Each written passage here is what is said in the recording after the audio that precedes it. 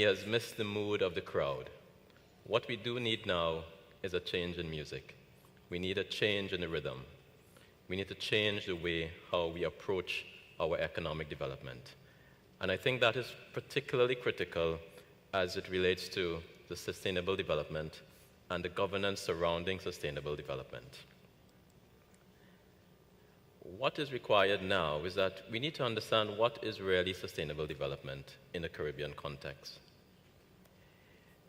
From an economist's point of view, if you were to measure net national income or even net national product in a correct way, if that was measured correctly by looking at income streams and looking at the depreciation of capital, let's say over the course of a year, if that was measured properly, then that would actually give you the rate of return on your asset base.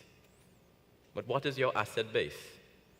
And why is that important for us to ensure that that asset base is maintained at a threshold that will actually improve the level of, or the standard of living into the future? What is that asset base I'm talking about? We're speaking here really about the natural capital of our societies.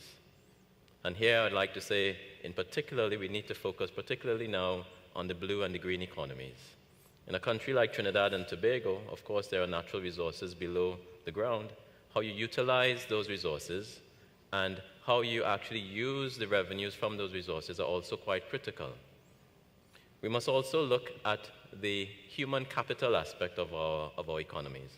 We need to invest more in our young people, the type of skills that are required for the future. It's particularly important. Another important capital definitely has to be social capital. I think within the Caribbean, we have a major problem that our social capital has been severely depreciated. We can argue about what has caused that. Might it be the narcotics trade, for example, the high crime rates? Are these all symptoms of a decline in our social capital? We definitely need to invest more in that.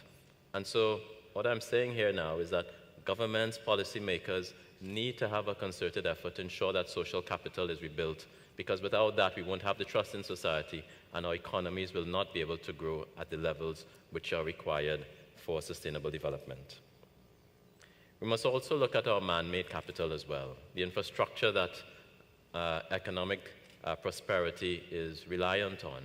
We need to ensure that any depreciation that occurs over the year, that we put aside sufficient funds for sufficient maintenance of those resources over the course of a year. So I just want to make that pitch there. Now, what does this all mean? In the current Caribbean context, it means that we have to do many things now at the same time. Let's see, I have 3 minutes, so I'll try to be quick here. It means that while the bus is moving, we need to change the wheels. And so, from our perspective at the Caribbean Development Bank, what are some of these things that we need to do now to ensure that we have sustainable development into the future? What are some of the concrete policy responses? You would have heard previously that the Caribbean is very highly indebted. So we are wanting policymakers to ensure that we're on a sustainable development path to look at fiscal consolidation. In terms of governance, that means that we need to start looking at the issues as fiscal rules, increase the efficiency of expenditure, and maintain capital investment, and look at the reform of subsidies. That is particularly important. Too much of our national budgets go towards transfers and subsidies. If we were to target those transfers and subsidies towards the poor and the vulnerable, we can actually now utilize some of the savings for other more productive investment. Energy reforms are also important. For a sustainable Caribbean in the future, we need to start thinking about moving away from the use of fossil fuels.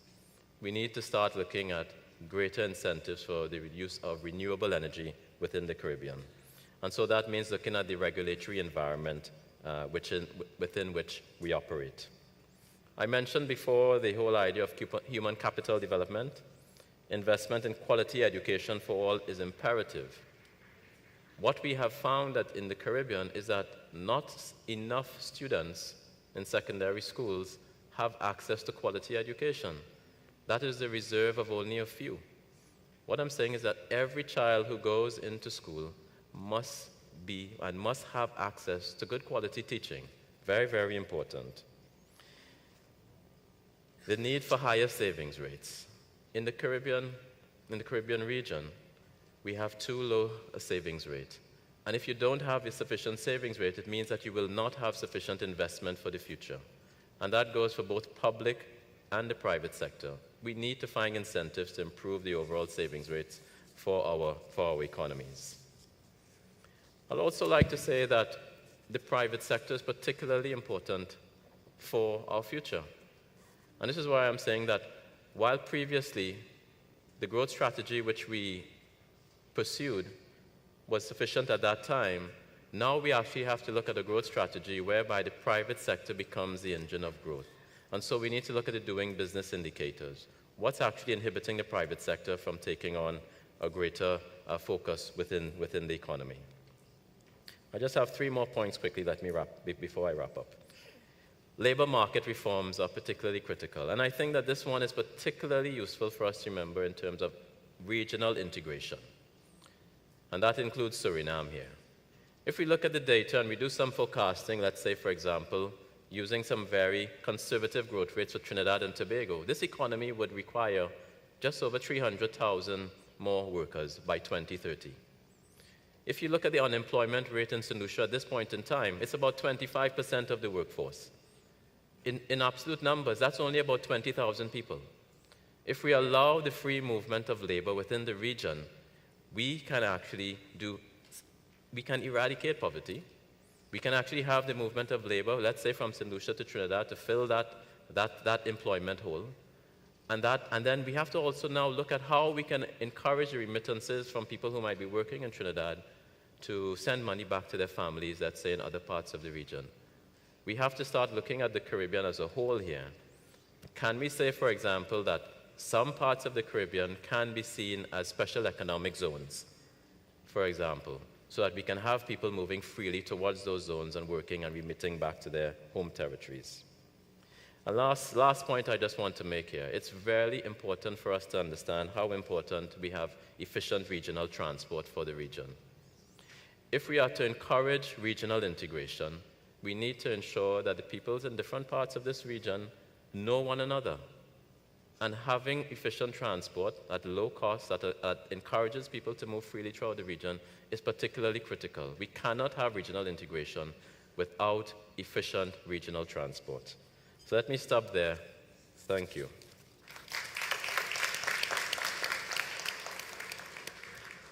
Thank you, Dr. Ram. I'm going to move back to the floor again.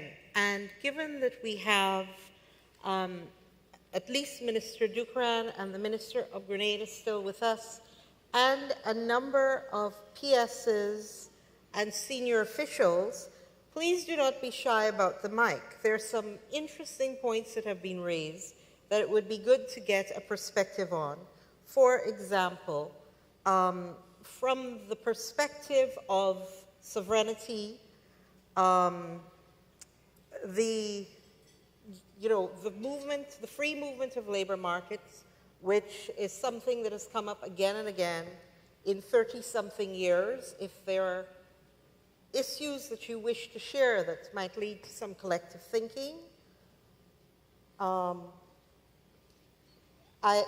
have 2 questions here that I think came in from Twitter as well that I'm going to read when we come to the end of it. I see I have a long line, but as I said, if anyone on the floor also has an answer to some of the questions and issues that have been raised, do let me encourage you also to the mic. Madam. Good afternoon. I want to have a moment to speak from how I can speak, which is I am a poet. I'm also here because I applied to the organizers from my definition of bipolar disorder, and I'm a mental health advocate who sits on the National Mental Health Commission of Barbados. And I want to speak from those 2 perspectives. In order to be able to speak from those 2 perspectives, I have to say something about our desire to be disruptive in our thinking and our insistence on formulating that disruptive thinking in a methodology that will only be traditional. So I want to make one recommendation in that regard. One, and my time is up. The recommendation that I want to make is, if this body wants to see action coming out of this very diffuse set of people, for people like myself, I would like to ask you to make the platform in any future conferences accessible to people who have problems with their knees. That's just one. And the second thing that I would like to do, I love economics. I was trained in economics, and I'm also trained in literature, as I said yesterday. I love economics. I love the logic of economics. It is very beautiful. The world is also beautiful. The jobs, if we need in the future people who can do multiple things, we have to first recognize that those people were existing on the planet from the time it was a pebble. The people who are in jobs and our governors of central banks are saying are not productive, are not stupid. They are not productive because they determine not to be so.